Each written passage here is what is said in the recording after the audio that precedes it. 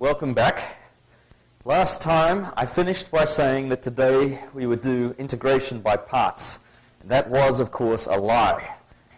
Well, I was at least mistaken. Yes, I already did integration by parts last time. I meant to say integration by partial fractions. So most of what I'm going to do today is about partial fractions. I'm hoping that that takes about an hour and a half, and that I have half an hour to do some trig-type integrals in preparation for next week's topic of trig substitutions. All right? So that's the game plan. Partial fractions for quite a while. Now, just to set the scene, we're continuing with topics of integration here, methods of solving integrals. Now, I'm not going to be spending any time on definite integrals, because as you know, most of the time to do a definite integral, you have to do the indefinite integral first, and then substitute in the bounds. That's pretty much the way. So let's just worry about indefinite integrals, then it's pretty easy to turn those into definite. Now, if you have a polynomial over a polynomial,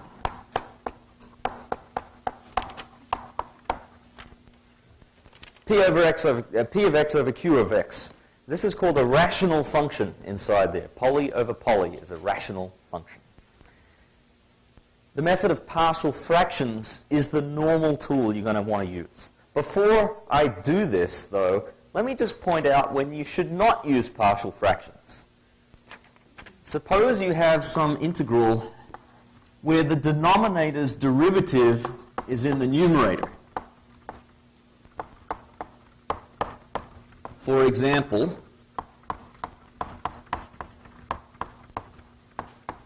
(3x squared plus 10x over x cubed plus 5x squared plus 7), you might think, oh, it's a poly over poly, I'll do partial fractions.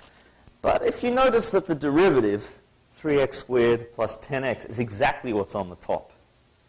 And you might remember from last time, we said, well, if the derivative of the bottom is on the top, it's just the log of the absolute value of the bottom.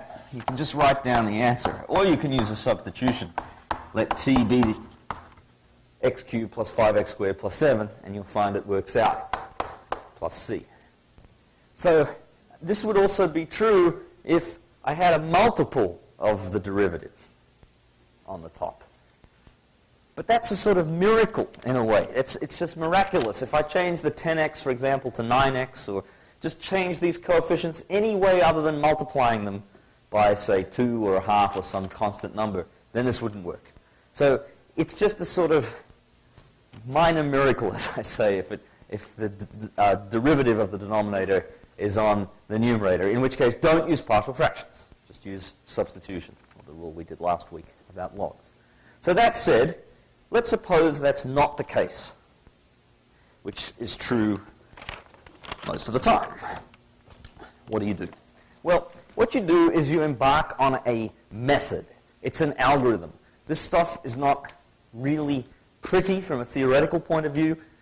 Part of it actually is, although I'm going to stay way, way away from that, I'm afraid. But actually, when it comes down to it, I'm going to teach you tonight how to be a computer and work these things out in the sort of way that a computer or a calculator that's smart enough can do in a fraction of a millisecond. But someone had to tell the computer how to do this. And you also may one day get stuck on a desert island without a computer. And your life may depend on your finding an integral of a rational function. That's pretty unlikely as well. But anyway, let's just play with it. Okay. So what I'm going to do is show you the steps that are involved in a sort of informal way first. Then what I'll do is I'll write them all down in a nice method. And then what we'll do is one big example that is about as hard as you could possibly expect, at least in Math 104, from a partial fractions question. So that's the game plan. Now, the way it works is this. We've got to do some algebra first. No calculus. We're just going to do some manipulations with polynomials and fractions and all that sort of stuff. And then we're going to see how to integrate things. So the calculus sort of comes at the end, or is the second half of the process. So, without being too formal about the method, let's just sort of say that, well, okay, what we'd like to do is bust up our nasty partial fraction, say something like this, 5x squared plus x minus 3 over x squared minus 1. We'd like to bust up our nasty rational function into some smaller pieces which we can integrate one by one. And the first thing that I want you to think is nice is a sort of sense of balance. In my mind, this is balanced because the degree on the bottom is 3, but the degree on the top is only 2, which is less than 3. I kind of think, oh, well, the bottom's supporting the top without falling over. Here, this is no good because the degree of the top is equal to the degree of the bottom. The same would be true if the degree of the top was higher than the degree of the bottom. So the first step in the whole process is to say, is it balanced? Is the degree of the bottom bigger than the degree of the top? If it is, you're golden. You can ignore this whole first step. But otherwise, I'm afraid you've got to bust out a polynomial long division. Okay, so the first step is I notice that degree, I ask, is degree of the bottom bigger than the degree of the top? Alas, no. So divide. That's the sort of first thing to look at. That's what you want the bottom to be bigger than the top. If not, you have to divide. So in this case, as I say, the degrees are equal. Alas, we have to divide. So how do you do it? Well, whenever you do a long division, you have to put the numerator, imagine actually you wanted to do something like, 712 divided by 39. You'd say, how many times does 39 go into 712? Well, here we want to know how many times does x squared minus 1 go into 5x squared plus x minus 3. So this is bringing us back to high school days, hopefully. X squared goes into 5x squared 5 times. Now multiply the 5 by the x squared minus 1, and you get 5x squared minus 5x. No, minus 5. I was right the first time, in my mind anyway. So 5x squared minus 5. And you subtract, and you're going to get x plus 2. Minus 3 minus 5 is 2. So it's actually remainder x plus 2, because now the degree of the remainder is less than the degree of the denominator. So there's no way you can keep going. How many times does x squared minus 1 go into x plus 2? It doesn't. So what does this mean? This means that 5x squared plus x minus 3 over x squared minus 1 is equal to 5, that's the quotient, plus the remainder over the original denominator.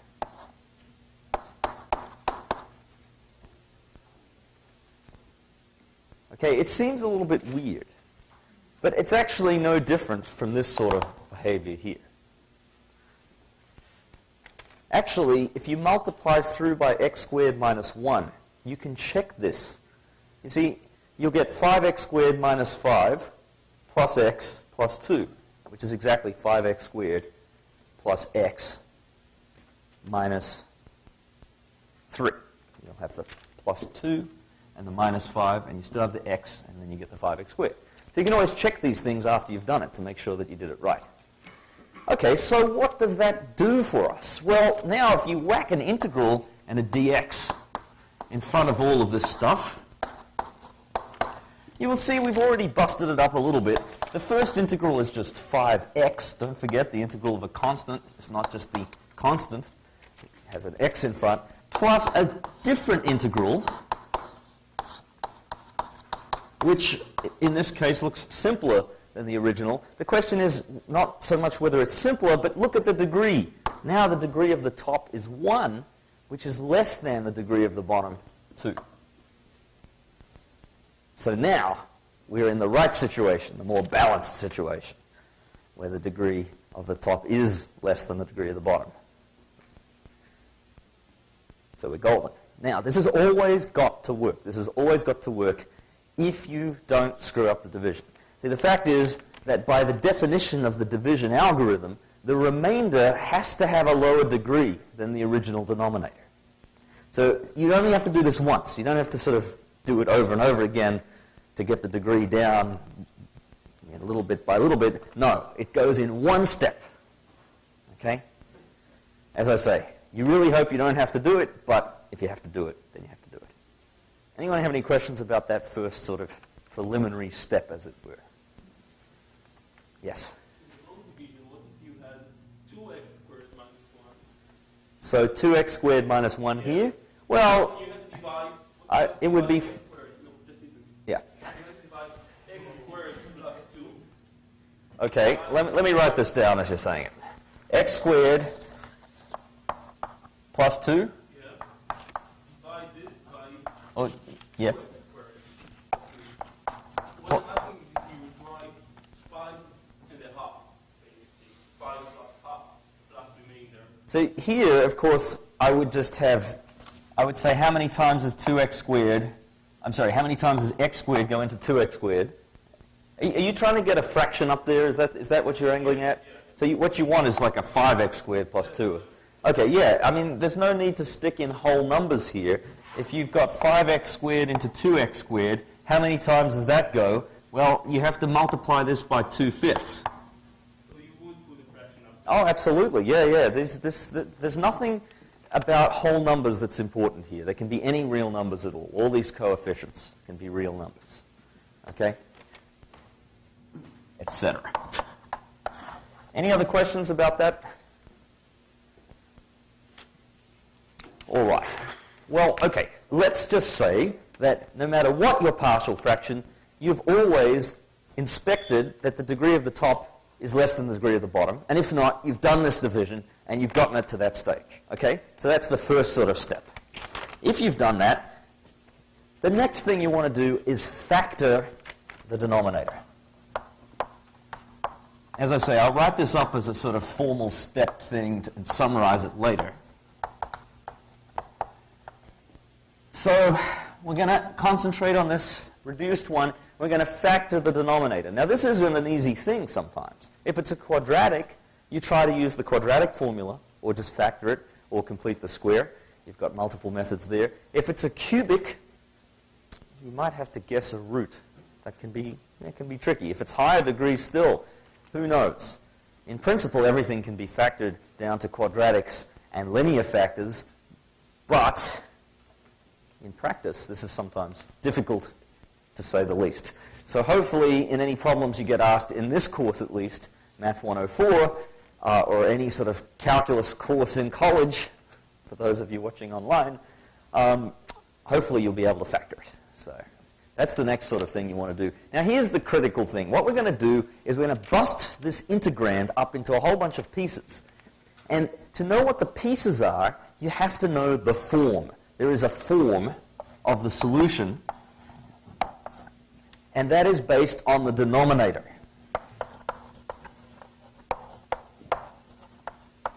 Not the numerator. It's based on the denominator. And there are some simple rules. There are some simple rules for what to do depending on what the factors are. What I'm going to do is tell you the rules, and then I'm going to show you this example and then one other sort of example of how to find the form. Okay, so here are rules for the form.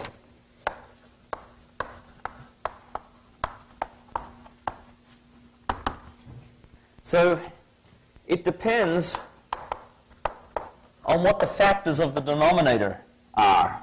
So if a factor of the denominator is a linear function like x plus a, then form contains a term like a over x plus a. So what do I mean by this? Well, I mean, if there is a factor, x plus a, you have to write down capital A or some other capital letter, and I'll tell you how to decide this in a few seconds, divided by this linear term, x plus a.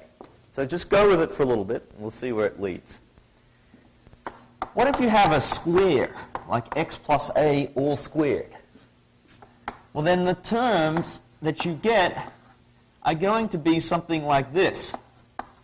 A over x plus a all squared plus b over x plus a.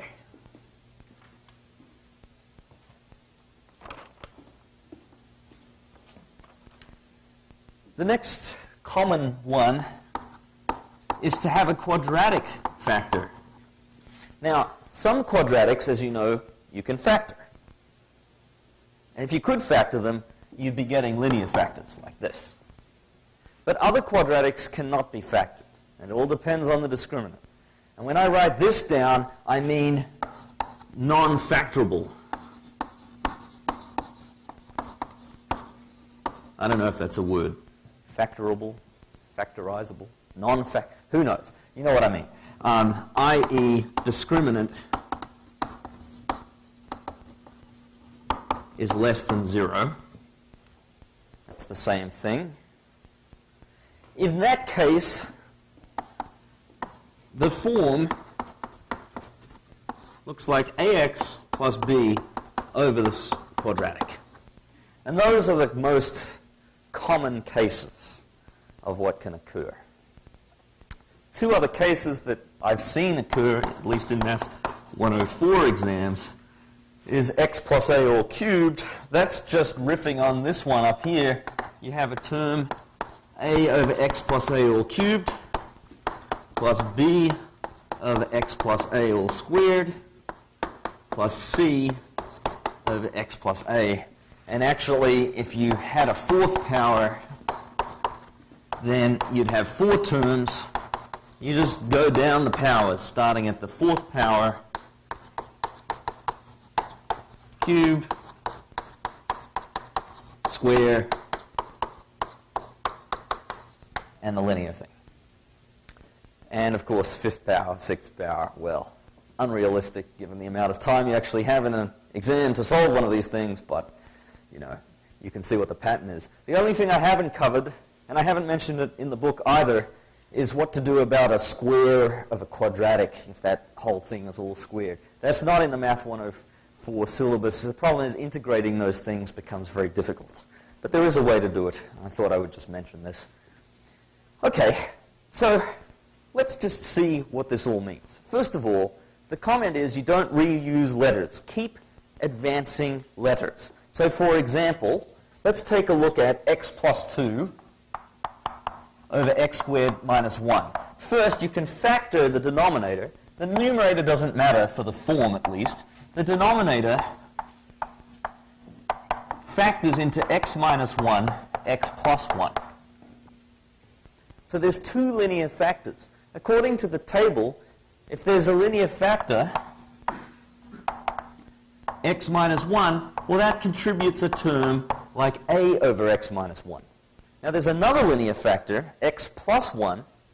So I should write down a over x plus 1, but I can't reuse my letters. I have to keep advancing through the letters. So I'm going to take b over x plus 1, and I'll just add the 2 terms together. So that's the form for that particular solution. Now, I haven't said what we're going to do with the form yet. I will say this imminently. I'm just saying you can more or less look at the denominator and then construct the form. Now, as another example, this is a bit of a nasty one. What would the form... So if we were dealing with the following. X minus 1, this is on the denominator. X plus 4 all squared. No, all cubed, I believe. This is all in section 18.3 of Calculus Lifesaver, by the way. I should have said that earlier. So we have x plus 4 all cubed, x squared plus 4x plus 7 times 3x cubed minus x plus 1. I think that's what I wrote. Since I have the book right here for the first time ever, I can actually look it up. I like to try to be consistent. It is a cube. How about that? And what's on the top? Who cares? Junk. Anything. what would the form be? I'm going to start it here, and I'll probably need to work further down. Well, look, there's an x minus 1, so that's a linear factor. So I'll take a over x minus 1. There's also x plus 4 all cubed, so according to the table I wrote up before, I need 3 terms. An x minus 1 all cubed, an x minus 1 all squared, and an x minus 1. And notice that I started with b. So I went b, c, d. Now what about this quadratic? Well, maybe you could factor it. Let's just check the discriminant. B squared minus 4ac is 16 minus 28. That's negative. And we'll check this one where we're at it. 1 minus 4 times 3 times 1. Yeah, that's negative as well. So they're both irreducible. This one is going to give me ex plus f over x squared plus 4x plus 7. And the other one is going to give me gx plus h over 3x cubed minus x plus 1. Now that's a tremendously nasty example. Question down here first. I'm going to work my way back up, so go ahead. Oh, well, there is no good reason. The reason is that I am just confused. It should be x plus 4. What can I say? I've had a long day. How's that for a reason? Sorry about that. Yes, please change that x minus 1 to x plus 4. And while we're correcting errors, if you happen to be looking at the Calculus Lifesaver, I found the first error in it. It's probably the first of many. On page 400, after it says, and this is in this section, 18.3, where it says, so we write x plus 1 over x squared minus 1. It should say x plus 2 over x squared minus 1. So I can't work out my constants, I'm sorry. Was that what you guys were going to say as well? Okay, thank you. Right, so yes, x plus 4, powers of that on the denominator. Okay, so we have, oh, another question?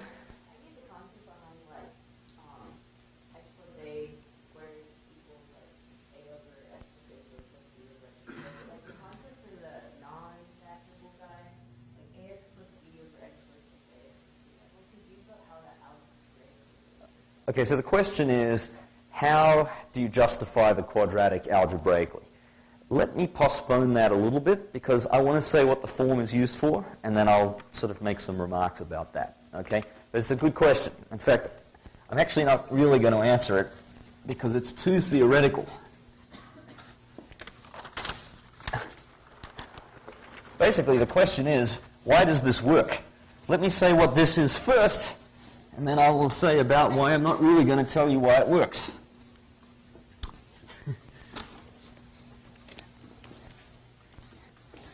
Higher mathematics is basically the answer. Go to math grad school. It's a bit of a cop-out. Okay, quick question.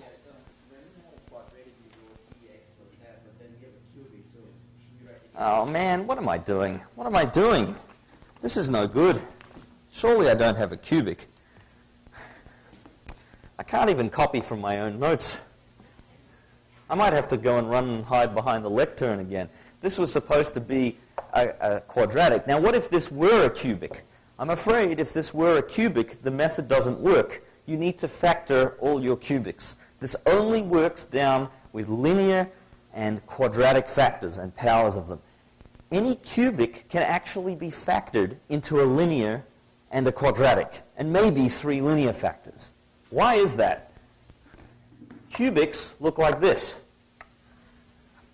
or maybe like this. There's a bunch of different shapes they can have, but I'll tell you what, they all cross the x-axis somewhere. You can't draw a cubic without crossing the x-axis.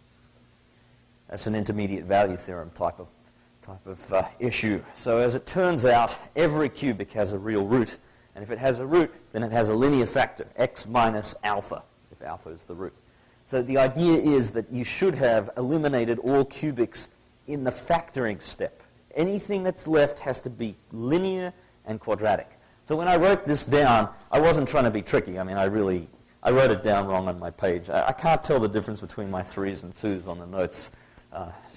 So I apologize for that. This was supposed to be a quadratic, and therefore it's a quadratic. I don't think I made that mistake in the book, though. I'm going to try to be more careful. I'm going to try to be more careful. Maybe I can meditate for a few seconds.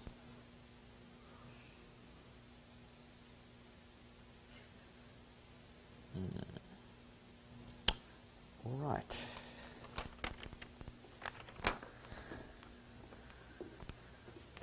Now, why does the form work? What are we even going to do with it? Let's look back at this example, x plus 2 over x squared minus 1. We decided that the form, based on the denominator being factored, we decided that the form was a over x minus 1 plus b over x plus 1. What are we going to do with that form? We are going to set it equal to the integrand. We're going to just say that's true. Now, of course, it's not very precise. There are these two numbers, a and b, which we don't know. So the next step is to find these numbers. That's what we have to do. We have to find all these constants that pop up. By the way, one thing about the constants, I've told you, use the letters A, B, C, and don't recycle them. I've seen some textbooks, I don't believe the one for this course, although I forget. I've seen some textbooks, nevertheless, that insist on using letters like, or variables like C1, C2, C3. I don't think that's a good idea, because it becomes hard to tell the difference between them. You saw that I couldn't even read my writing on my notes and tell the difference between a 2 or a 3. When you have lots of these C1, C2, C3s floating around, it's really easy to mix them up. So that's why I prefer the capital letters. They're easier to tell apart. That's just a silly little thing, but nevertheless, it's a crying shame to get these things wrong just because you can't tell your variables apart. So that's a bit of a word of caution. In order to get this, first of all, multiply through by the denominator. And for this, it might help to mentally, or just write it down as the factored version, and then multiply through by it. What you will get on the left is just x plus 2. And because of the way the form is constructed, on the right, the denominators will all go away. That's very important. Notice that every denominator in every piece of form is the same as one of the factors. And so when you multiply through, for example, x minus 1, x plus 1 kills off the x minus 1. And you're left with a and the other factor, x plus 1. And similarly, the b piece, the x plus 1 gets killed by that factor when you multiply it through, and you just get the other factor. And so if this is true, then this is going to be true, and vice versa. Okay, well, we've gotten rid of the fractions now. So what do we do next? There's actually two methods for finding out what a and b are, or what the constants are in general. And it's a nice sort of thing, because there are two methods, and you can actually use them both. So let me tell you what the methods are. First method, you could substitute a clever value of x. See, this is supposed to be true for every value of x. So it's got to be true for any particular value of x. So method A, plug in a clever value of x. So what do I mean by clever value? What I mean is, maybe there's an obvious x that's going to make everything simpler. And in this case, suppose you plug in x equals 1. That's going to kill off this b term, because you get b times 0. So if we plug in x equals 1, this says that 1 plus 2, which is 3, now that I'm in my meditative state, I am aware that 1 plus 2 is in fact 3. I probably will not get that wrong. The other one is a times 1 plus 1. Again, I know that's 2. So you get 2a, and the b goes away. So immediately we know that a is 3/2. Another clever value. Can anyone in here tell me what is another clever value? Minus 1. That's because that kills off this first term. If you plug in x equals minus 1, you get minus 1 plus 2 is 1, equals 0 there, and you get minus 2b. So b is negative 1/2. And we found what a and b are. Now notice that we used the method twice. We plugged in two different values. But there were two constants that we didn't know, and we found them both. Okay. Let's pretend we hadn't done that. I'll show you the other method. The other method is to equate coefficients of a power of x.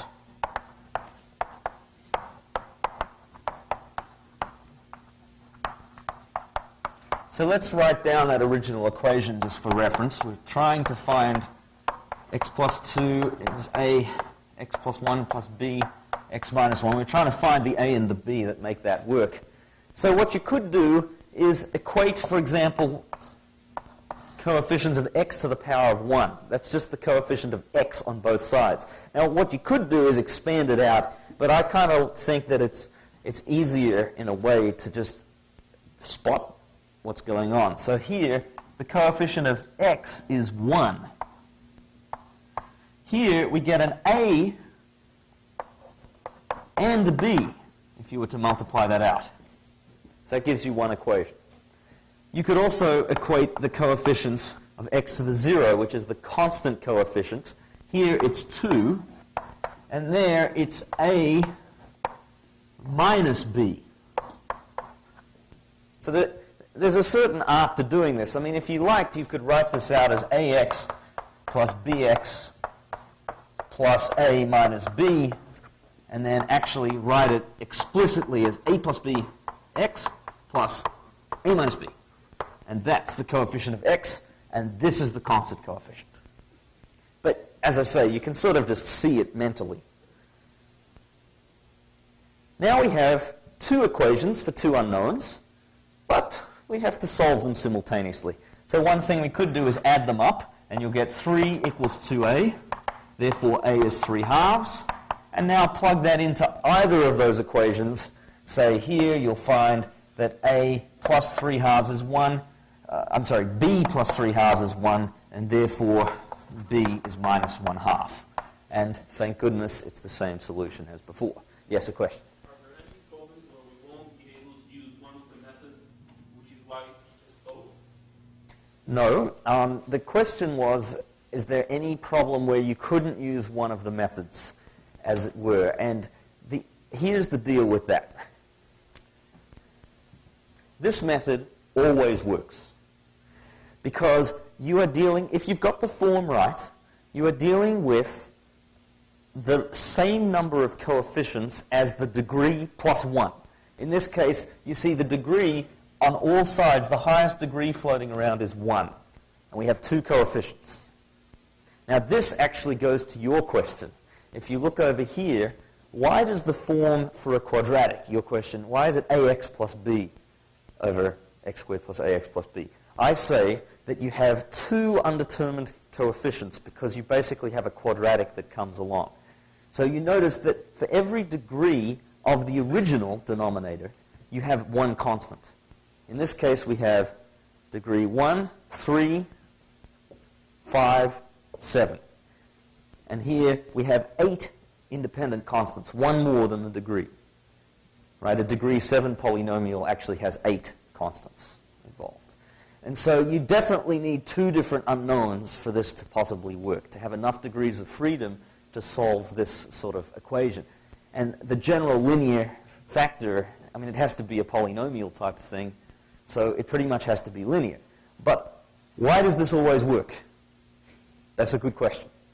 And you typically learn this in a first-year graduate course on algebra, maybe even second-year graduate course. So the fact that it always works is a sort of nice thing, but you're just going to have to take it, I'm afraid, as given that this is always going to work if you don't make a mistake. Now, the other question, to go back to your question, what do we do here with these methods? The aim here, I need to say one more thing about the methods before I can answer the question. And that is, notice that we used, in the first one, we used method A twice. In the second one, we used method B twice. but you can mix and match. You can do one of A and you can do one of B in this case. I mean method A and method B, not constant A and constant B. So you can actually mix and match. For example, if you had found that, say, 1 is A plus B, and then plugged in, say, x equals 1, you would know what A was, and then you could use the other equation. Now, to again go back to your question, this first method A doesn't work unless you have linear factors. Right? If you have a quadratic factor up there, there's nothing clever you can put in. Of course, you can put in any values you like and get different equations. But in terms of clever values that kill off terms, it doesn't always work. It works in this case both times because you have two linear factors. So here is my guiding principle if you have to decide which method to use. Do all the clever values you can first. And then if you found all the constants, great. If you don't have enough, try the coefficients method. Okay? I'm going to do another example imminently. Another question.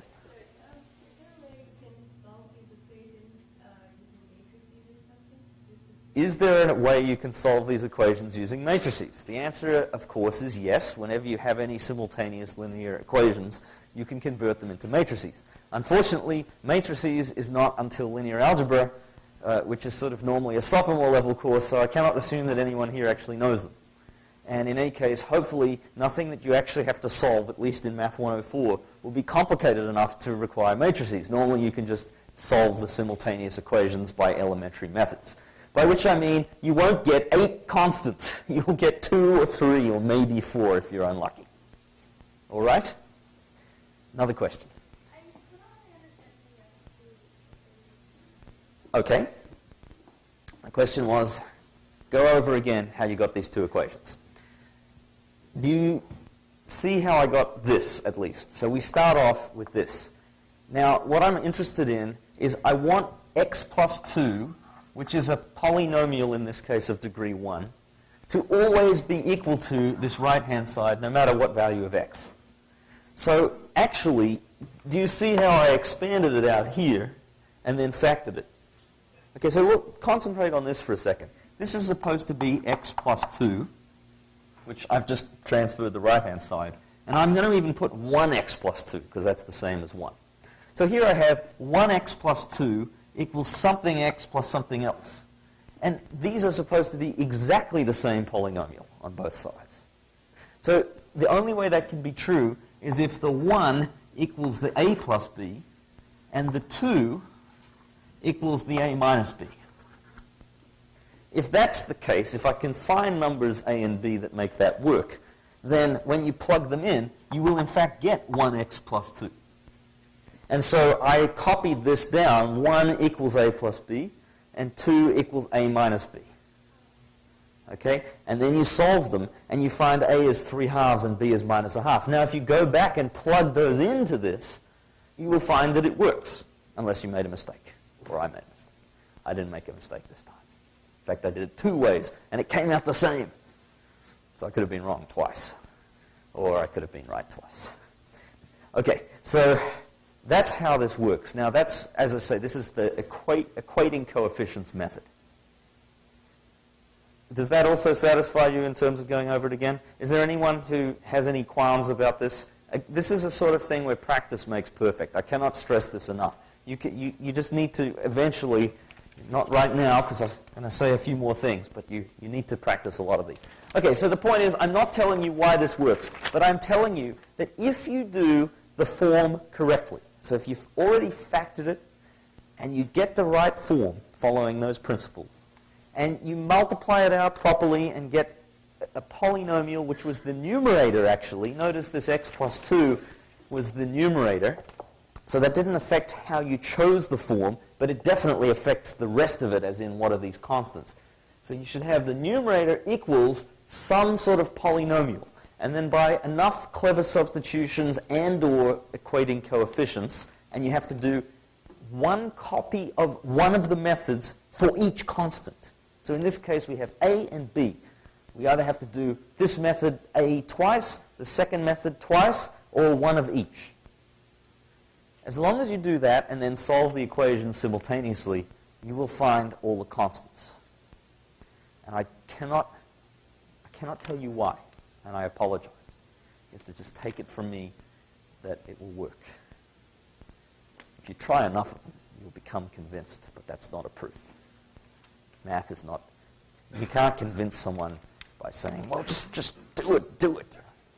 Every right-angled triangle, the sum of the squares of the shorter sides is equal to the square of the hypotenuse. Go on, draw 5 right-angled triangles and you believe me. No, you need proofs, and I'm not going to give you one. In any case, with that omission, let me just tell you what to do when you found these things. Go back up to the equation, which is unfortunately right at the top of the board here. Maybe we could just look at it for a second.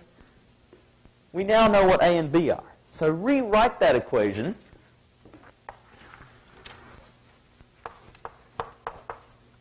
X plus 2 over x squared minus 1 equals A, which we now know is 3 halves. I'm going to stick it on the top there.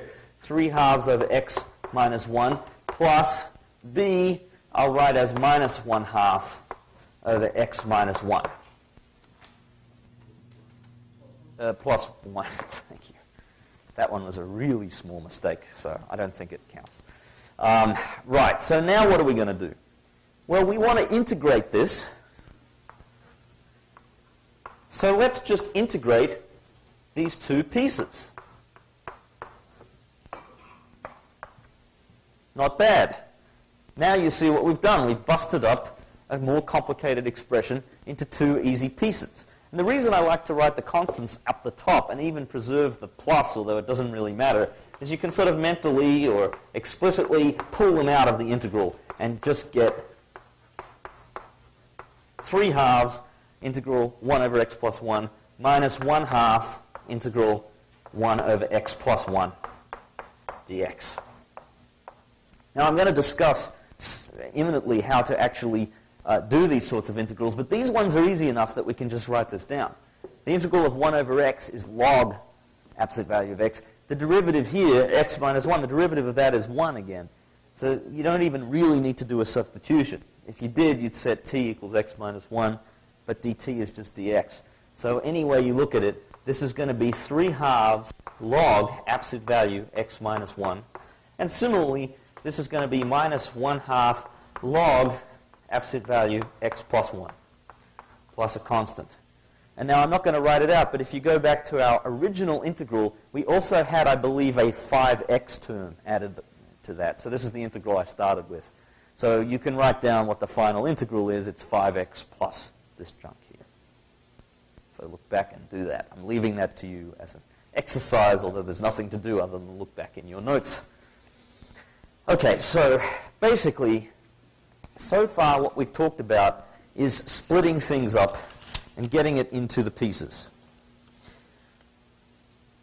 Now, we've got to do some calculus. There's a bit. Let's do some more. As I said, I'm going to do a big example of the whole method. In fact, I'm going to summarize the method and then do a big example. Admittedly, I'm doing this somewhat quickly.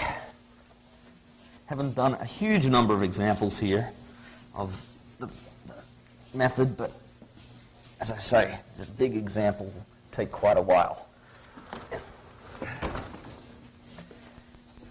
All right. So, just to recap, we've taken our rational function and we've busted it up into expressions like the ones that appear in the form. Okay?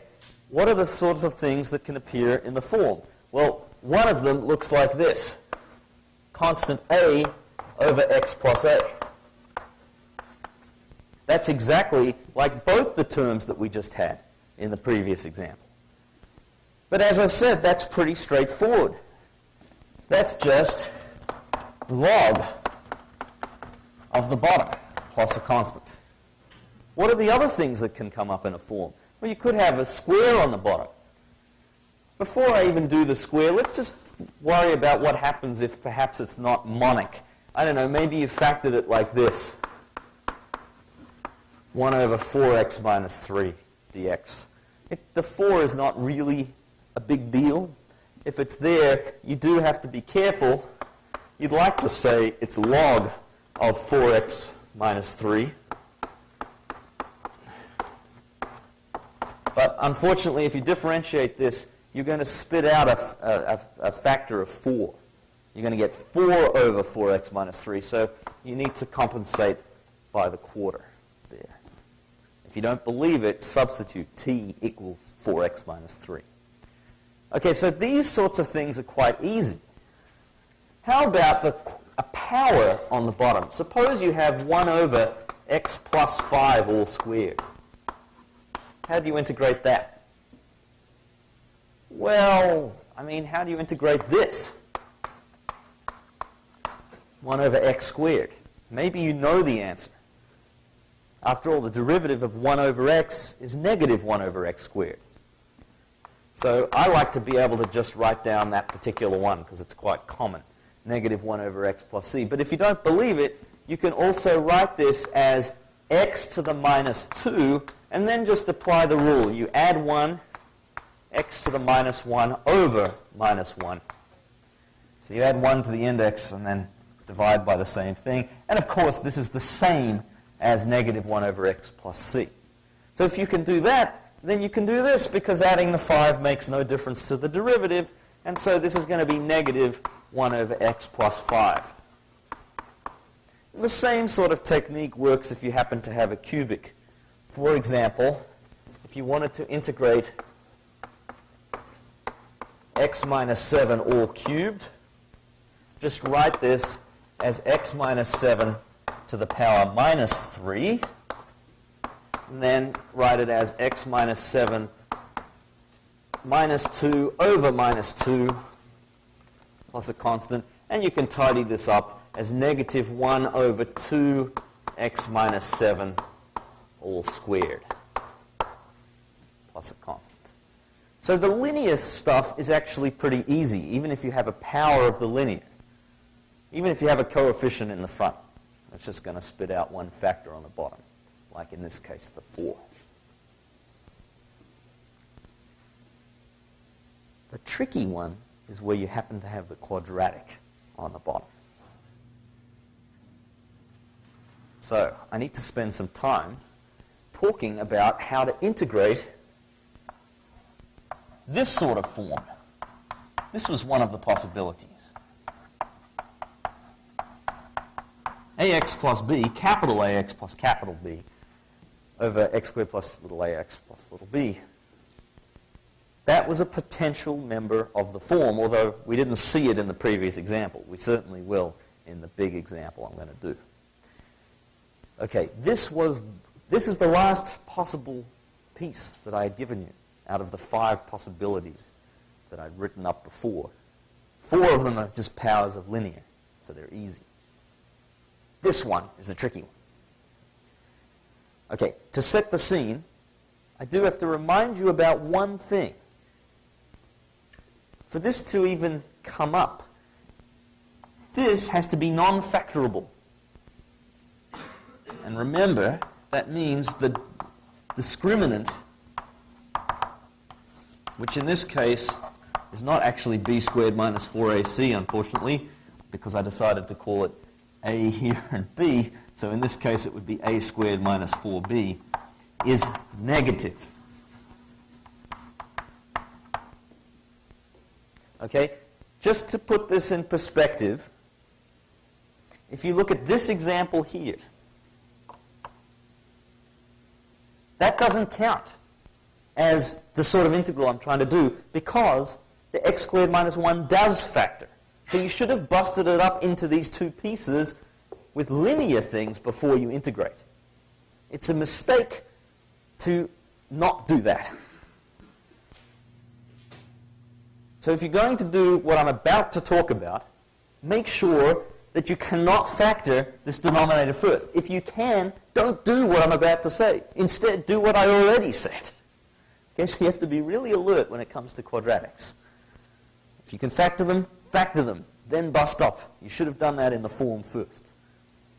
So you only get to this sort of integral when one of the terms in the form is a quadratic like this that cannot be reduced. Now that said, I've seen problems which you start right here. You don't even have to worry about a form. This is the form. So this is part of why the topic is tricky.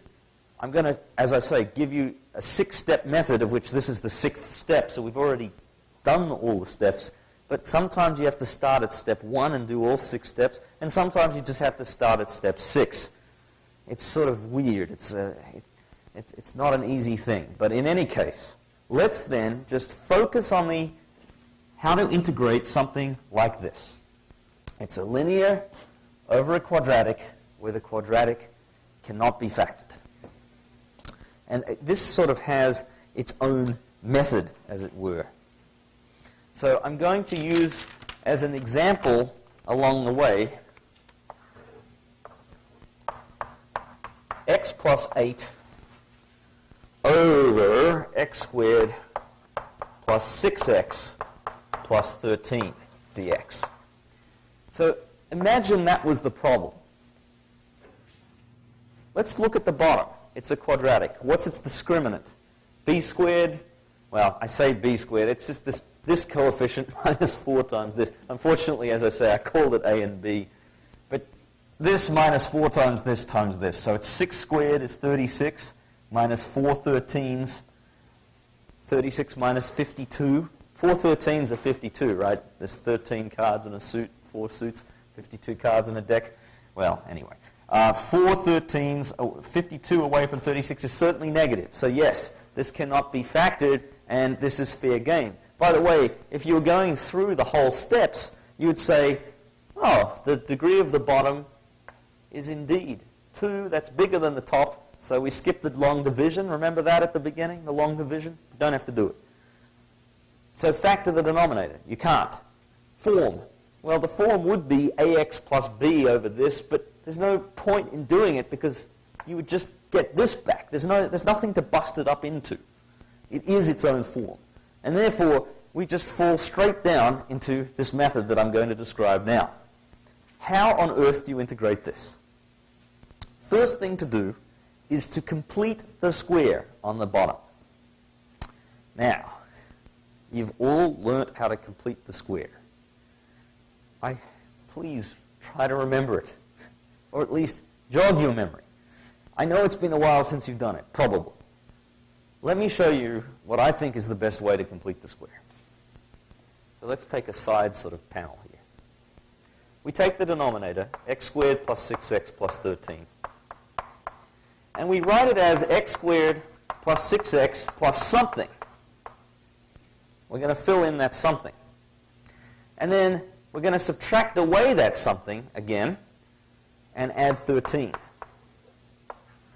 So can you see that if I put the same number in both of these, this will be true? Because we're just adding it and subtracting it. So what number do you put in? Well, you take this coefficient 6 and you take half of it. You take half of it. 3. Then you square it. 9. That's the number you put. So you take half, then square. And then you put it there and there.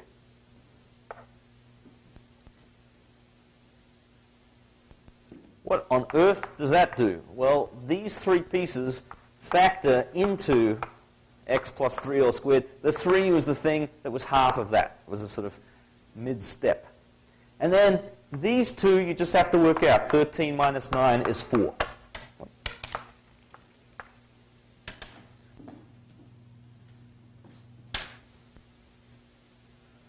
That's how you complete the square. This only works, by the way, if this is a monic quadratic. The coefficient of the x squared is just 1. If it's not, so if I had, for example, 5x squared there, I would just pull out the 5 out of the integral. So it's not really relevant to this example, but since I don't think I have an example of this, I just thought I should mention that, well, if I had x minus 8 over, say, 5x squared plus 6x plus 13, if that's what I had, The discriminant is still negative, as you can just check. So what I would do is first of all pull out 1/5. This becomes quite messy, so I'm not going to complete it. But I would have x squared plus 6/5 x plus 13/5 dx.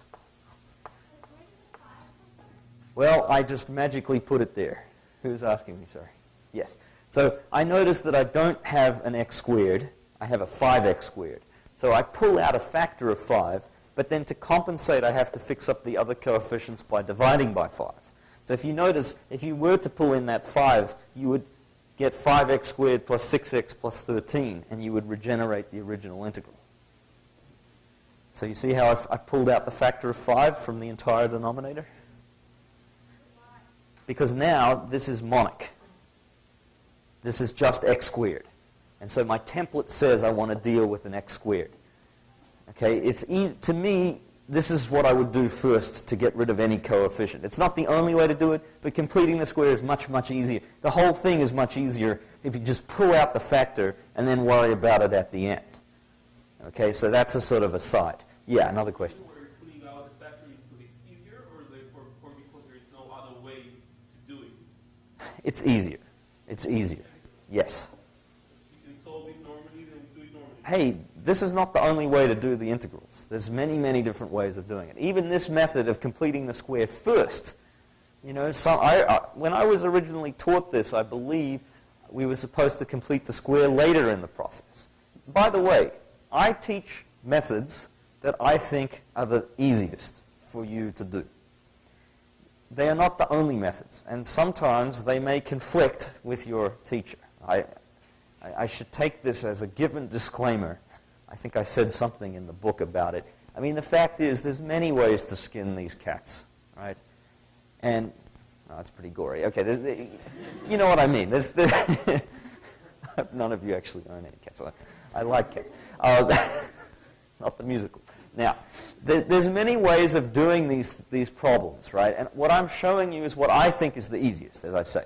To me, completing a square, dealing with this whole method, works really nice if I don't have a coefficient in front of the x. And because I can always pull out any coefficient I have, and then it's just a constant, so it goes out of the integral, so that I can just work this out and worry about it later, I think is the easiest way to do it. But if you can do it by some method where every step is justified from the previous and get the right answer, then it's fine by me. I'm not grading your paper, though. So. I mean, I don't grade anyone's paper here, and I'm certainly not grading your papers, so I can't promise anything. But I do at least hopefully guarantee that what I do is a correct method. It's not the only one. Okay. Anyway, if you have a monic one, great. Otherwise, pull it out. If you do, well, when you've reduced it to monic, complete the square using this methodology. And then rewrite the integral with the square completed. So in this case, you get the integral of x plus 8 over x plus 3 all squared plus 4. Again, we haven't done any calculus. This is just pure algebra so far. Now, let's do a substitution. Let's put t equal x plus 3. So that dt is dx. What does this integral become? Well, we need one more piece of working here. If t is x plus 3, then x is t minus 3. So let's change every bit of this equation into t land. X is t minus 3. 8 is still 8. X plus 3 is t squared, of course, plus 4, and dx is just dt. So we have substituted our way. I'm running out of room over there, so let's just do this. Let's just rewrite that last integral. We'll just have to follow from one board to the next.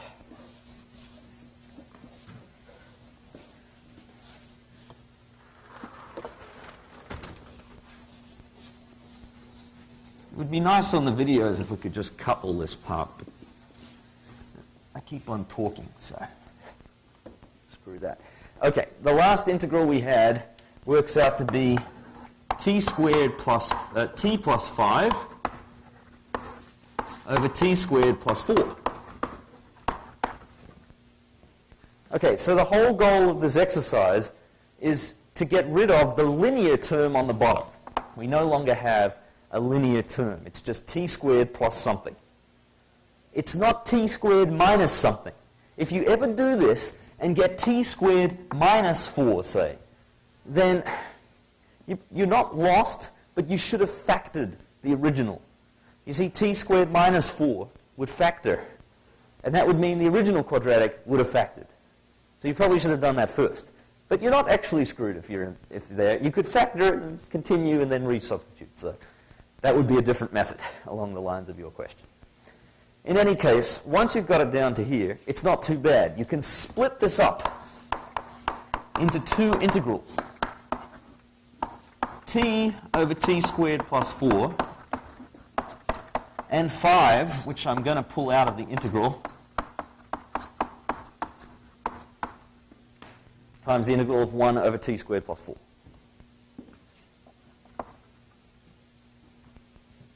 Okay, so we've got two integrals. Let's do them one at a time.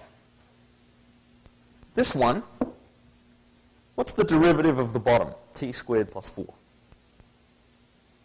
2t. What have we got on the top? T. What do we wish we had on the top? Okay, so let's do it. Okay, we've got to put a half there to compensate. That's the oldest trick in the book. Actually, it's not really, but I told it to you last week, and it comes in really handy. Saves you a substitution. So actually, this is just 1/2 the logarithm of t squared plus 4. Technically absolute values, but because t squared plus 4 is always positive, you actually don't need them, and it's classier not to have them. Well, class is important sometimes. Classiness, anyway. Okay, so it's 1/2 log t squared plus 4. The other piece, it's 5 times something. What is it? Well, for the purposes of partial fractions, I want you to memorize something that we can check and you can derive, but to be sensible about it, if you just learn this really common integral here, dt over t squared plus a squared. If this a is a 1, what is that integral? Inverse tan of t. So this is very similar to inverse tan of t. It's actually inverse tan t over a with a compensating 1 over a out the front. And that comes in handy all the time in these partial fractions questions, because you often get a situation like this. So if you can just remember this. Now, why is this true? Well, the best way to see why it's true is just to differentiate this.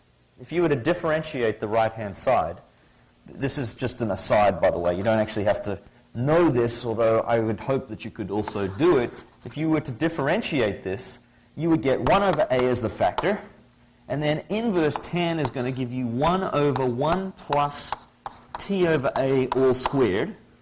But the derivative is going to give you another 1 over a. And so if you expand this, you actually have an a squared there, and you have a 1 plus t squared over a squared. So you will get a squared plus t squared, which is exactly the denominator there. I'm not writing down the details, because you should really try to do it yourself, but it's just a simple exercise to justify this formula, which you can more or less write down. In fact, you can write it down. In this case, the square root of 4 is 2, so I simply write down 1/2 inverse tan t over 2 plus a constant. And don't forget the factor of 5 that's out the front there. So we've split it up into two pieces. The first piece we did the multiplying by 2 and dividing by 2 trick, which you can do every time. And the second piece, you use the box formula, which again, you should do every time. What if a was like 3? If a was 3, then I'm afraid you would need a square root of 3 there and there. So that's how you would solve it? Yep.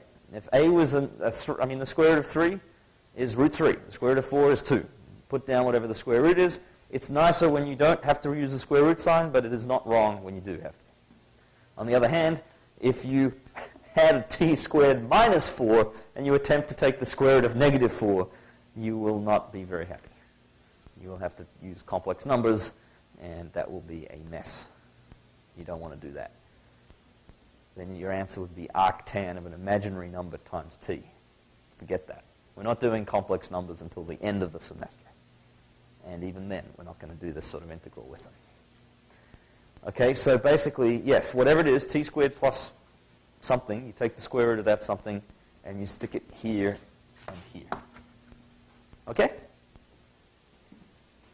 We're not done with the question, though, because we're still in t land. The last thing you have to do is go back to x land using the substitution again, t equals x plus 3. So since t equals x plus 3, we get 1/2 log x plus 3 all squared plus 4 plus 5/2 inverse tan x plus 3 over 2 plus a constant. And we're almost done. The only thing left is to expand this.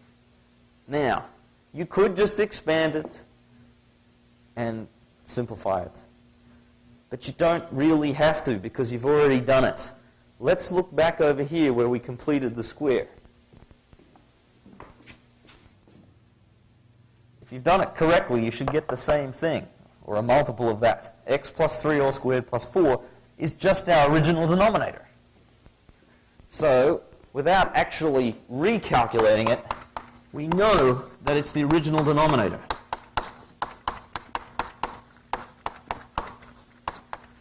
And then I'll just copy out the other term again to get the final answer to the problem. How about that? So if you put your final answer as one right above that, wouldn't it be incorrect? Or like Well, you're supposed to simplify your answer, right? To me, this is almost simplified. I mean, call it a 9 out of 10 or a 9.5 out of 10, or possibly a rounded up 10 out of 10. But you should really leave it in that sort of simplified form. On the other hand, if you leave it in T land, that's 8 out of 10. I mean, probably. Depends on the grading scheme, but that's a rough sort of guide. 9 out of 10 at most.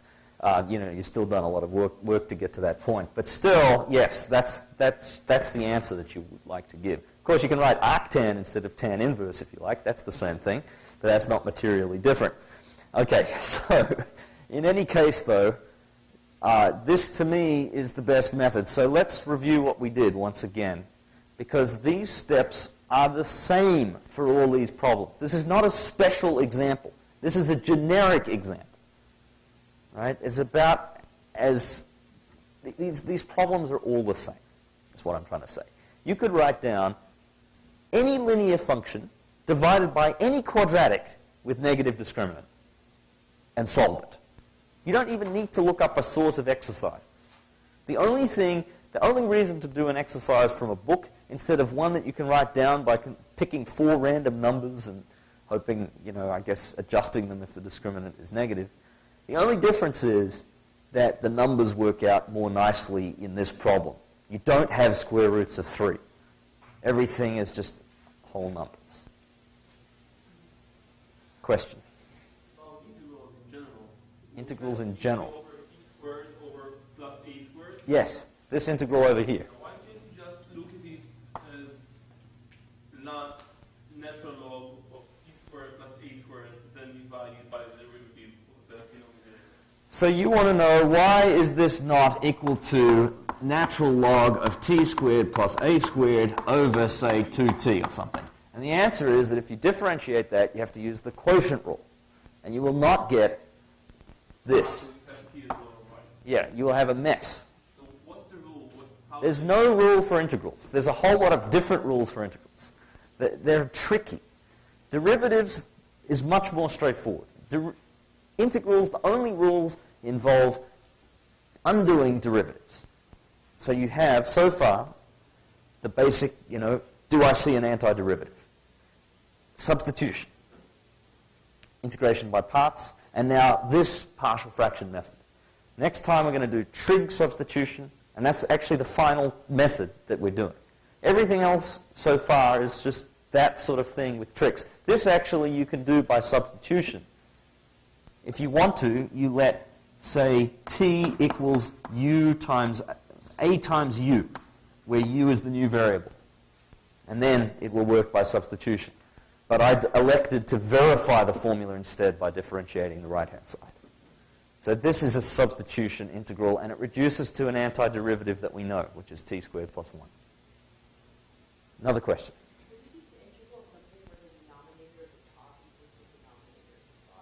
The derivative of the top? I'm sorry, the power of the top. The power of the top is the power of the bottom. You mean the degree of the top? The degree, sorry. Yeah, Okay. The degree, sorry. X squared plus 4 over x squared plus 3 equals 2. So your question is, if you had something like x squared plus 4 over x squared plus 3x plus 2. Okay, to do that, the first thing I would do is, as I said, is a long division. Now, if you like, what I will do is come back and do this example for you before, after I've done my big example in the method. Okay? Can you remind me what it is, though, in case I erase it, which I probably will? The thing is, yes, here you've got to first start off by doing the division. And even after that's true, I believe this factors into x plus 2, x plus 1. So you're not even going to use this method.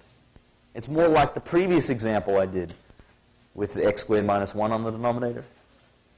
So that's not even an example of this type. Okay, just to review the steps in this last little section that I've been talking about, how to deal with a linear over a quadratic. Let's go back at this and look at what we did. The first thing, I guess, although it wasn't in the same example, is if it wasn't monic, we made it monic, the denominator, by pulling out the factor and getting other things here. Now, as it turns out, that's a real messy thing here, but you could still complete the square using the method. Yuck. So instead, I say, okay, let's suppose it actually looks like this, and it is monic. Step 1, complete the square and write it up there. Step 2, substitute t for the bit that is inside the square to get it down simpler. It gets down to something like this. It'll just be something t plus something over t squared plus something. Now split it up into the t. You can always throw the constants out the front, remember, like I did with the 5 here. Although we don't have a constant in front of the t, so it didn't apply in this case. But I put in the 2 and the half. That's just a good technique so that I can say it as a half log whatever the bottom is. For the other integral, it's just this inverse tan using the formula. You don't always get 2 integrals.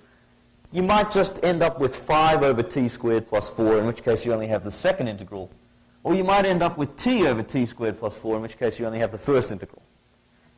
But that's all you can get. As I say, it looks tricky, but if you do 4 or 5 of them, you'll see they're all the same. They're all the same. They just have different numbers. Okay? So you've now seen everything. You've seen the whole method. Unfortunately, it's probably swirling around in your mind as like what the hell is all that? How do I put it together? So what I'm going to try to do is just summarize it and remember the main points. Okay? So the first thing we did is check degrees.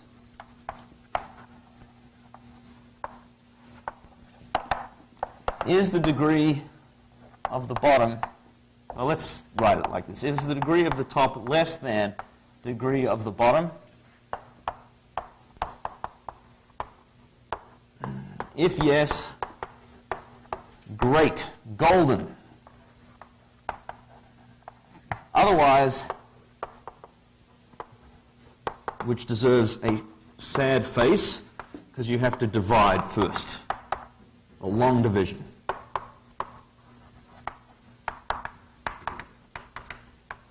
Okay, that was the first thing we did. But after you've done a long division, you get little bits popping out that are easy to integrate, like 5 or x. And the rest of what you have is nice. The degree of the top is less than the degree of the bottom. So you can go on to step 2 on that piece. So step 2,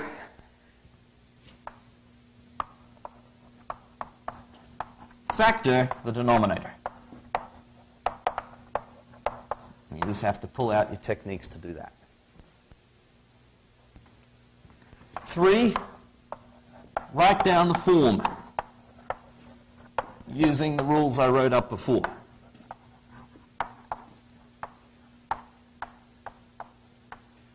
Maybe they should be part of the summary, but since I've already given them to you, they were written on the previous board there once upon a time, and hopefully in your notes and definitely in the book, then that's where you pull out that. 4, write down the integrand, that's the integral p over x equals q over x. It's the integral without the integral dx bit, just the bit inside the integral, equals the form. After all, you're trying to bust this up into these bits. The form consists of bits. So write that down, multiply through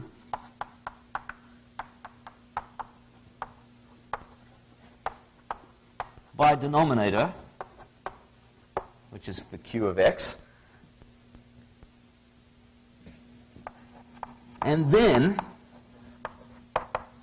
use a combination of those two methods. Use a combination of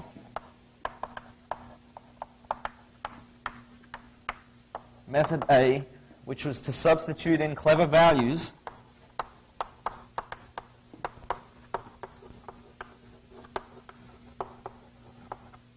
and B, equate coefficients of a power of x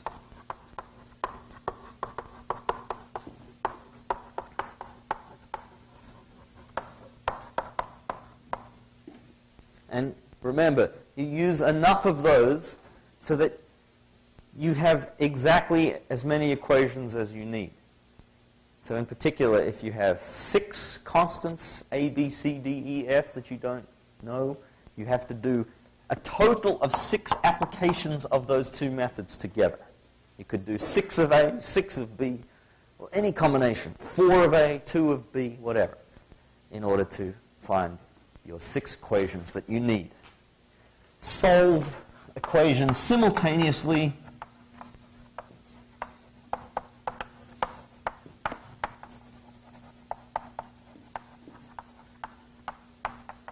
to find the constants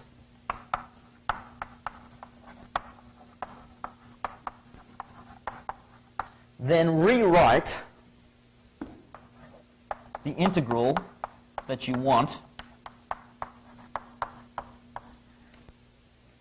as the integral of each piece of the form. From the form, this is from the form, each piece of the form gets a separate integral with the constants filled in.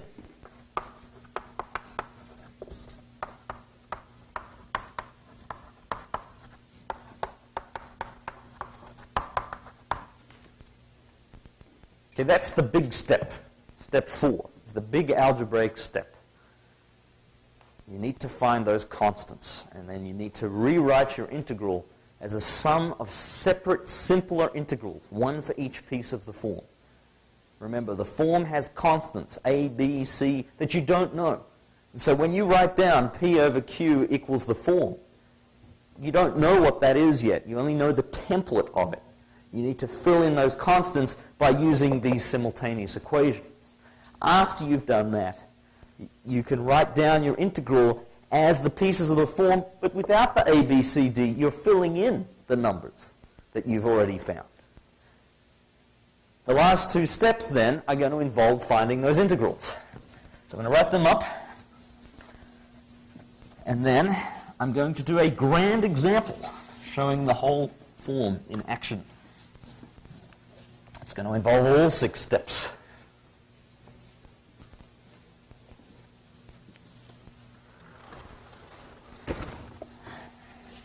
So step 5 is going to be just integrate the linear parts.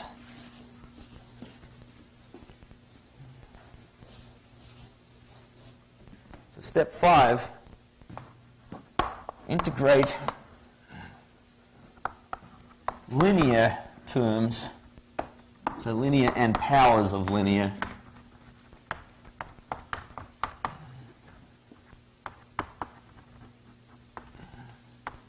like anything that you have floating around, like dx over x plus 3, dx over, I don't know, x minus 5 all squared, etc. And that's just done essentially using the power rule, x to the a is x to the a plus 1 over a plus 1. Remember, of course, to write this as x minus 5 to the power minus 2, etc. So that's fairly straightforward. You don't really need to, that's just substitution. But you don't even need the substitution because the derivatives are the same. X plus 3 has derivative 1. So step 6, though, you integrate the quadratic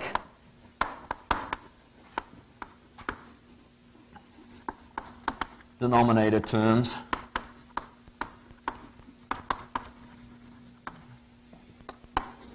like this.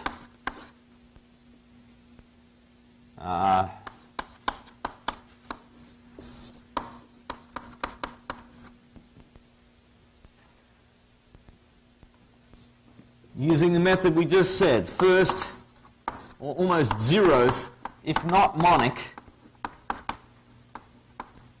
pull out the factor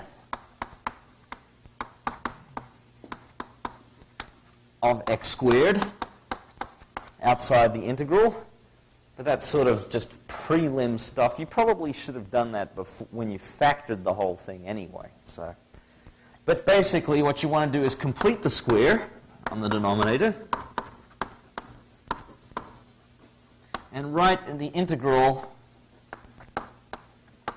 as, well, something. What is it? You know what?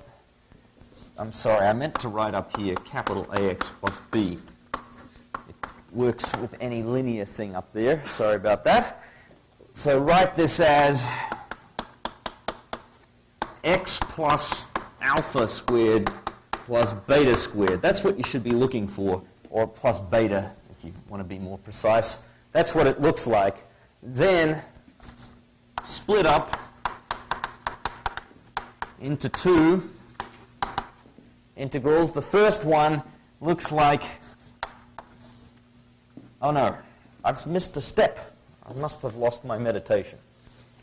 The next step is to substitute t equals x plus alpha, whatever that happens to be, and then dt is dx. And that will reduce the integral to at plus something. I'm starting to run out of letters. Gamma.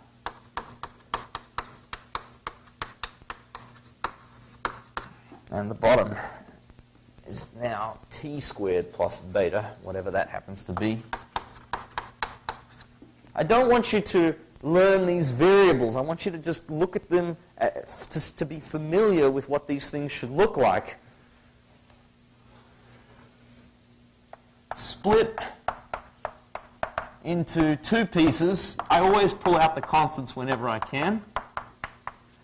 The pieces, one piece should always look like integral of t over t squared plus b.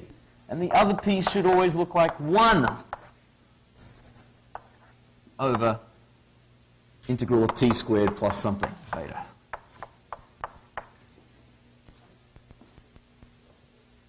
For the first piece, use the 2 trick. 1/2, 2t, and this gives you log of the bottom.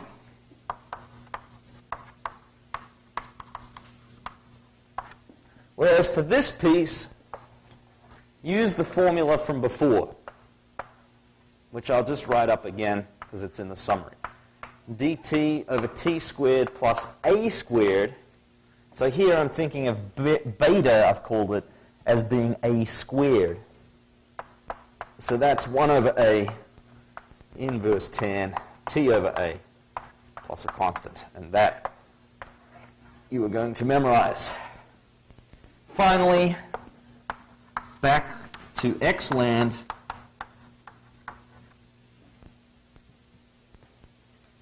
By reversing the substitution, use the completing the square formula, which you did back up there. I don't know.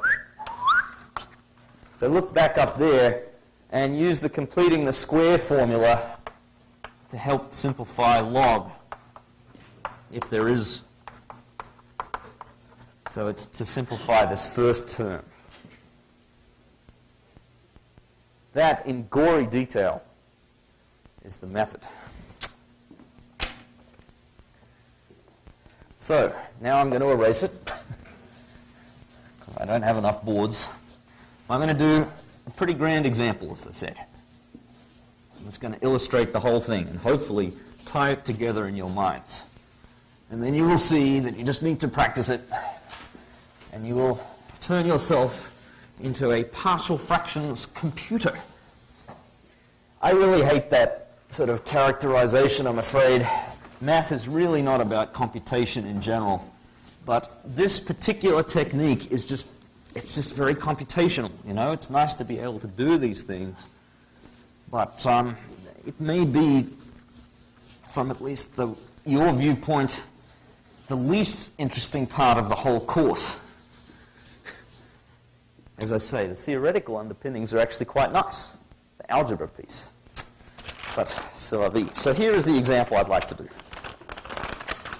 And this is in section 18.3.3, if you'd like to follow along. The example is x to the fifth minus 7x to the fourth plus 19x cubed minus 10x squared minus 19x plus 18 over x to the fourth minus 5x cubed plus 9x squared dx. You have permission to barf if you desire, for it is pretty disgusting. Well, maybe not in the classroom, but if you need to excuse yourself.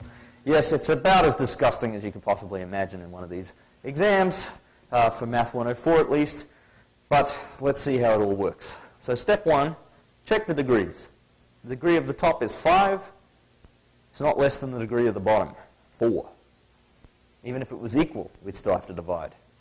So I'm afraid we have to divide x to the fourth minus 5x cubed plus 9x squared into x to the 5, and I just have to write all this out.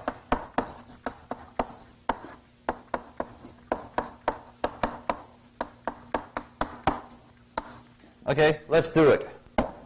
X to the fourth goes in a factor of x, because x times x to the fourth is x to the fifth. And you get x to the fifth minus 5x to the fourth plus 9x cubed. Take it away, and you get negative 2x to the fourth plus 10x cubed, and we'll carry the 10x squared. Okay, now we have minus 2 lots of this, x to the fourth. So let's multiply this, and you get minus 2x to the fourth plus 10x cubed minus 18x squared. And if you subtract this, you get 8x squared, and we'll just push down the 19x plus 18 because we find that the degree is now 2, which is less than the fourth. So this is just the remainder. There's no way to keep going.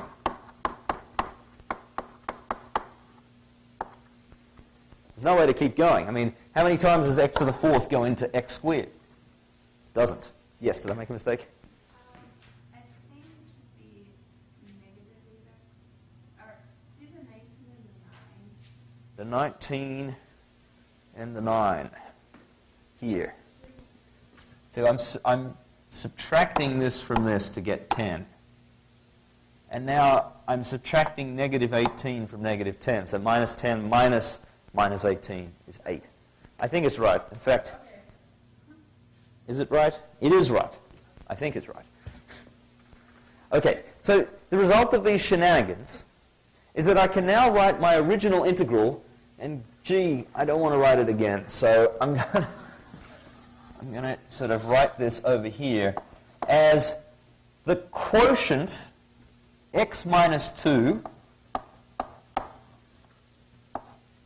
plus the remainder 8x squared minus 19x plus 18 over that horrendous denominator. Actually, it's not that horrendous. X to the fourth minus 5x cubed plus 9x squared.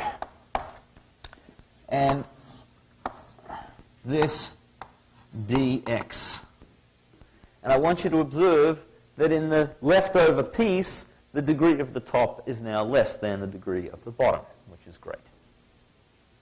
Okay, so you need to see how I took this division and assembled the results into the quotient plus the remainder over the denominator. That's how these things work. And the beauty of it is, you can already do some of the integral. The answer is going to be x squared over 2 minus 2x plus something. I've got to fill in that something. So I'm going to come back and fill in the final answer here. This is going to be it. Hopefully I can fit it into this space. But before, I've clearly got to focus on this new integral, which I will rewrite because I can't see that far up very often. I don't want to keep looking back up. X to the fourth minus 5x cubed plus 9x squared dx. So let's concentrate on that.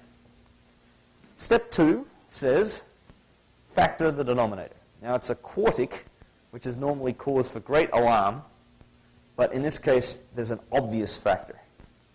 The denominator, x to the fourth minus 5x cubed, there's going to be a whole lot of work before I go on to the next stage, plus 9x squared factors into x squared outside of x squared minus 5x plus 9. The question is, does that need to be factored further? Well, 5 squared, or negative 5 squared, is 25 minus 36. The discriminant of this is minus 11, which is negative. So no, you cannot factor that.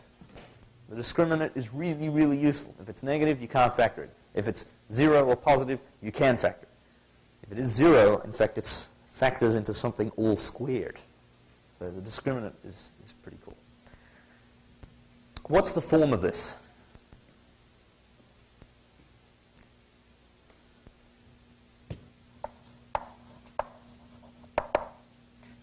X squared you might think of as a quadratic. But I want you to think of it as, in this context, as x minus 0 all squared. Think of it as a power of a linear function. Because after all, x squared as a quadratic does factor into two pieces, x and x. So I want you to use this idea of saying, well, if this is x minus 3 all squared, one form would be a over x minus 3 all squared plus b over x minus 3. But it's not x minus 3, it's just x. X squared b over x. That's what you get out of the x squared term. It's actually not wrong to put linear, but it kind of, it makes life a little more difficult.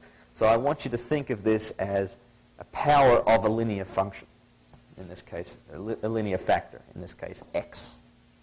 Whereas this other piece,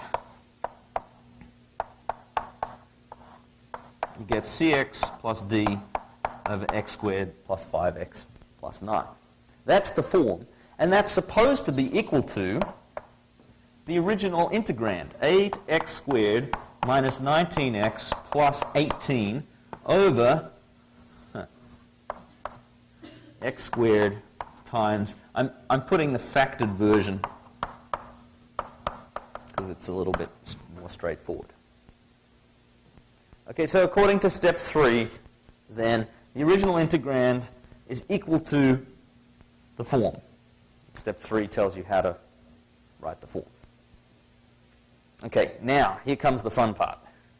Step 4 says we have to multiply through by the denominator to get an equation here.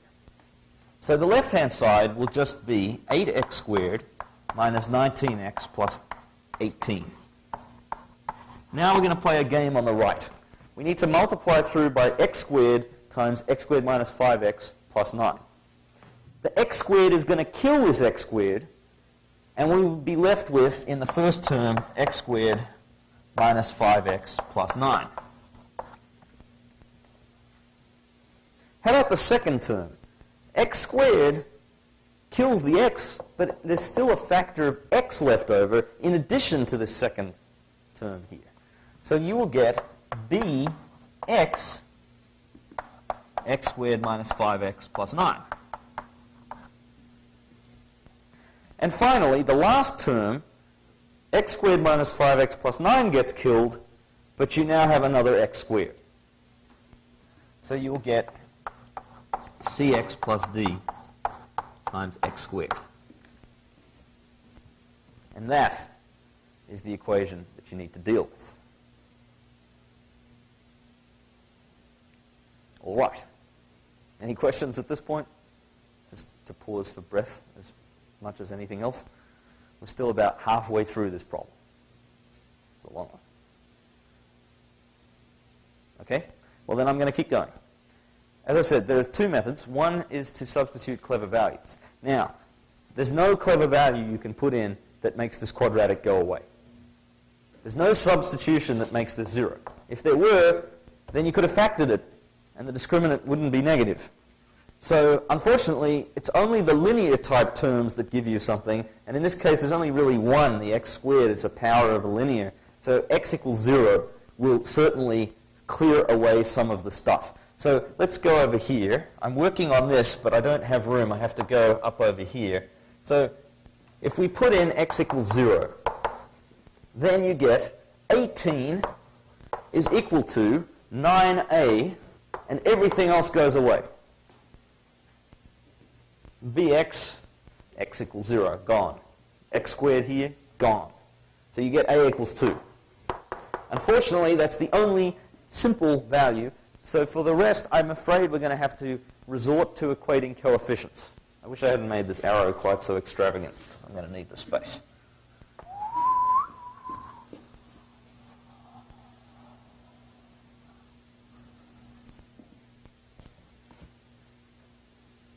Yuck. Okay, anyway, let's equate coefficients of x cubed. Now that's a little bit tricky. Let's equate coefficients of x cubed. What's the x cubed on the left? 0. There isn't an x cubed, so the coefficient is 0.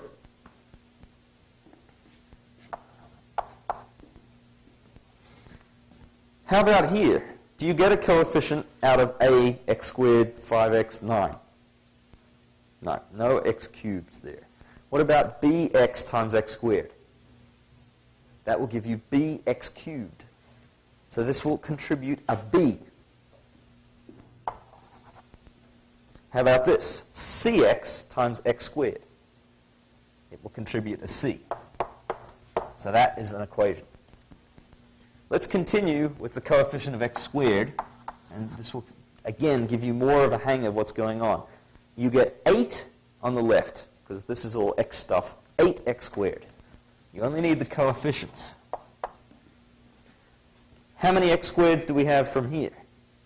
A x squared. This could be quite hard to film. What about this? Bx cubed. How many x squareds do we have? We have a bx times negative 5x. So you've got x squared, and the coefficient will be negative 5b. So we have a minus 5b. What about, from this term, cx times x squared is already x cubed, but d times x squared will give you a d. Okay? Again, you could expand all this out and group it and just write it down. But it's good technique to try to read off the coefficients. Let's do it once more for x to the 1. See, remember, there's 4 unknowns, a, b, c, d in this problem. So we need to do 4 things. We've already done 1 clever substitution. We've got to do 3 coefficients. So the x to the 1, we have negative 19. That's the coefficient of x. Over here, we're going to get a minus 5a, because that's the coefficient of x.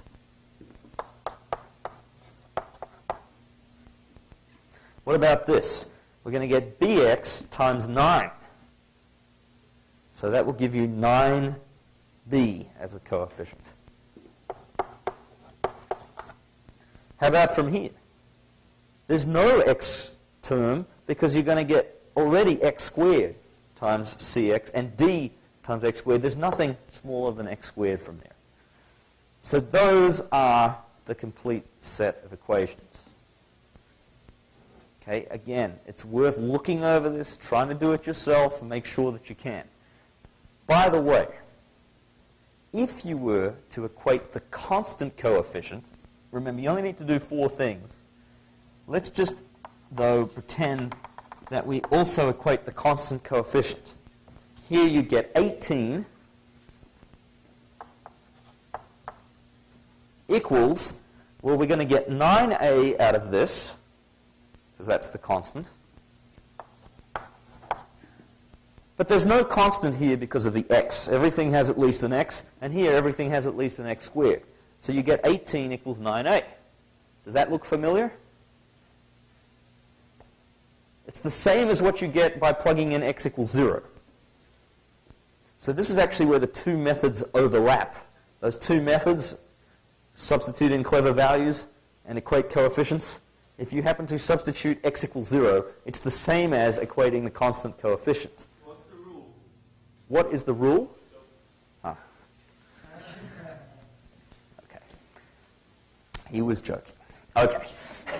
So the basic thing is that, yes, if x equals 0, that's the same as substituting in, rather, equating the coefficients of x to the 0.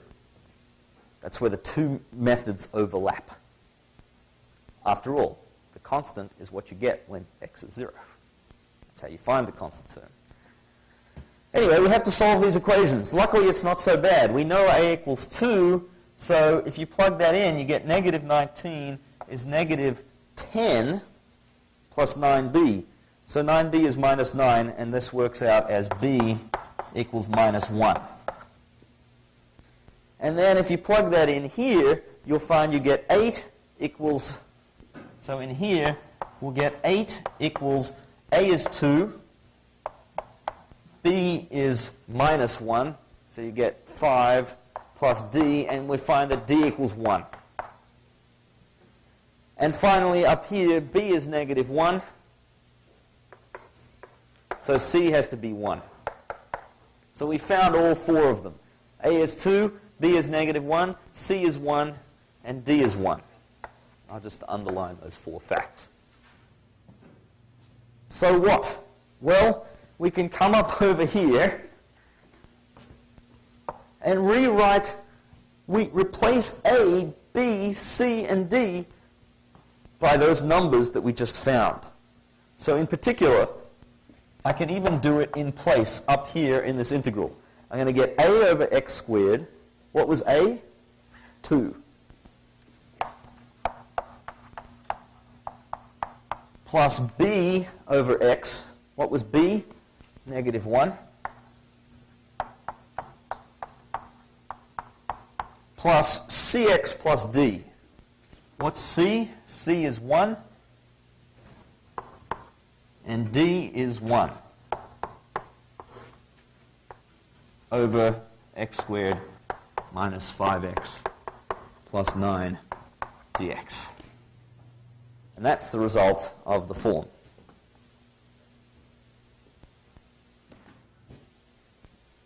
Okay, everything below this line is step 4. And that's the real key. That's the sort of algebraic meat of this subject. Let's stare at that a few seconds more as I erase this other side. Any questions about that? You can start shouting them out if you have one.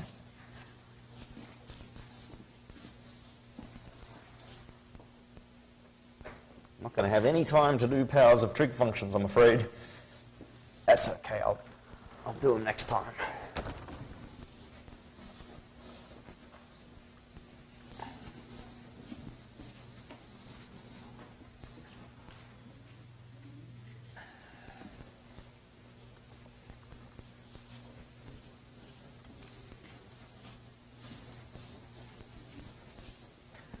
Okay, so let's do these integrals. The first integral is not too bad. 2 over x squared dx. As I said before, the integral of 1 over x squared is negative 1 over x. So this is going to be negative 2 over x. We also have an integral of 1 over x. Well, that's just log, and it happens to be a minus sign. But the real question is, what is this integral? X plus 1 over x squared minus 5x plus 9. And now, see, this was step 5 here. Well, I didn't label any of the steps, but in any case, this is now step 6. It's a linear function over a quadratic with negative discriminant. So let's look at that sub-method in there. What's the first thing we do? You remember? Complete the square of the bottom. Look how similar this is going to be to the other one. We complete the square. X squared minus 5x plus 9 is x squared minus 5x plus something. Subtract away the same thing and then add 9. What's that something? How do you find that? Yep, so you take minus 5, you divide by 2, and you get minus 5 halves, and then you square it. So unfortunately, you have to add in 25 over 4, which is 5 halves squared. And then you have to subtract that again. These two pieces are just x minus 5 halves all squared. And this piece, you just have to work out that, hey, 9 is 36 over 4. So 36 minus 25 is 11 over 4. So that's a bit more nasty in terms of the numbers that come out than the previous example that I did. But never mind, we can write this integral as the integral of x plus 1 over x minus 5 halves all squared plus 11 over 4 dx. Okay, what's the next step? How do you get rid of that? First, though, that's the step afterwards, split up the integral. What's the first thing to do? How do you, yeah, t equals x minus 5 halves. dt is dx, and just for reference, x is t plus 5 halves. And so this integral becomes x is t plus 5 halves plus 1 over t squared plus 11 over 4. And dx is the same as dt. Very similar to the previous one. The only thing that I'm motivated to do is group these together and write 7 halves. Okay.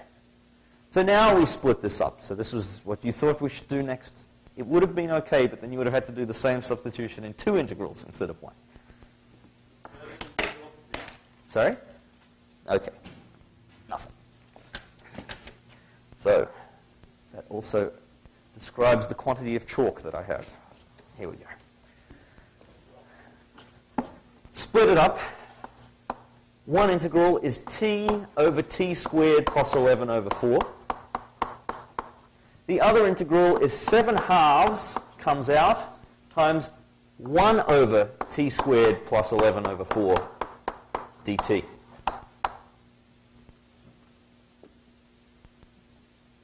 In this first integral, I do the 2 1/2 trick.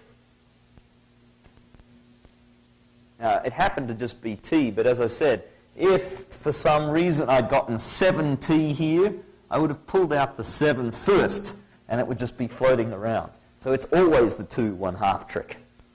You don't have to think of it as the 7, 2, 7, no, 7, whatever. It's just the 2 1/2. And now we can just write down the answers to both of these integrals. This is a half log of the bottom, t squared plus 11 over 4. And actually, you don't need the absolute values again, because that quantity is always positive. Plus 7 halves times something. What is that something? Well, you need to pull out that boxed integral, but unfortunately, a is going to be the square root of 11 over 2. You need to take the square root of this, and it's nasty. So the answer is 1 over the square root 11 over 2, inverse tan t over square root 11 over 2, plus c. Didn't say it was going to be nice. In fact, I think I used the word bath. 1/2. Okay, let's worry about the log thing. We've got to go back to x land. T is x minus 5 halves. So you get x minus 5 halves all squared plus 11 over 4. Flip the root 11 over 2 to be 2 over root 11. And you'll get 7 over root 11 inverse tan 2t, which is 2x minus 5 halves over root 11. And there's one more simplification. Do not try to multiply this out. Instead, look back up here and reverse complete the square. Look, x minus 5 halves plus 11 over 4 is just x squared minus 5x plus 9. So this is 1/2 log positive quantity x squared minus 5x plus 9 plus 7 over root 11 inverse tan 2x minus 5, we can now write over root 11.